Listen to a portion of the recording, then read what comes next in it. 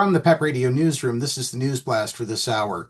An ambitious ballot initiative to amend the Ohio Constitution to protect marriage equality in the state and add several new protected classes to Ohio's anti-discrimination laws has been split in two by the Republican-dominated Ohio Ballot Board.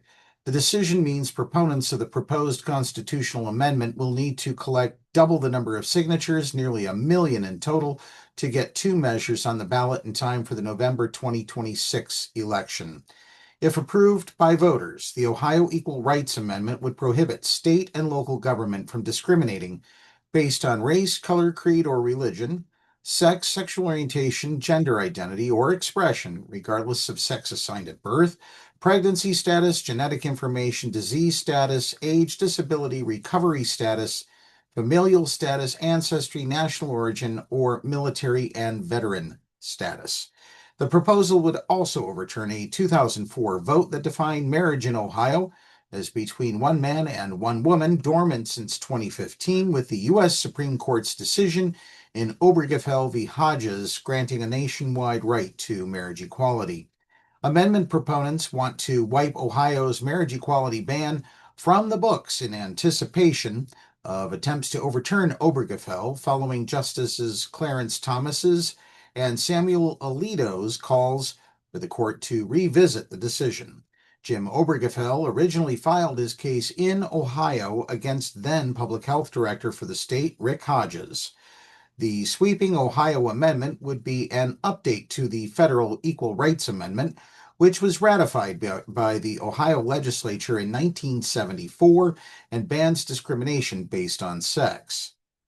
The required three-quarters of U.S. states have approved the ERA, but the amendment has not been added to the U.S. Constitution following missed deadlines and other disputes. Ohio State Representative Terrence Upchurch, a Democrat representing Cleveland and a proponent of the amendment, called the Republicans' vote to split the measure a political ploy designed to thwart transgender protections. Republicans divided the measure because of politics, he told the Cincinnati Enquirer. It's one issue, it's cut and dry, he said. There's definitely political will for using trans people to divide Ohioans, said Liz Regula, a trans organizer of the ballot initiative with Ohio Equal Rights. The hopeful side of me appreciates that they are recognizing the support for same-sex marriage. That's great. We've made progress, he added. We still have progress to make. Not all Democrats agree that tackling both issues in one initiative serves its intended purpose.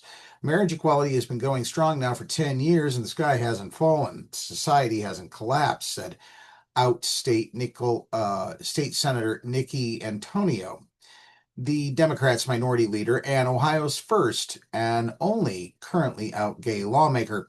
What happened is you have families who have standing, whose children can feel good and talk about their families just like every other kid at school, no matter what the configuration of their family is, Antonio said.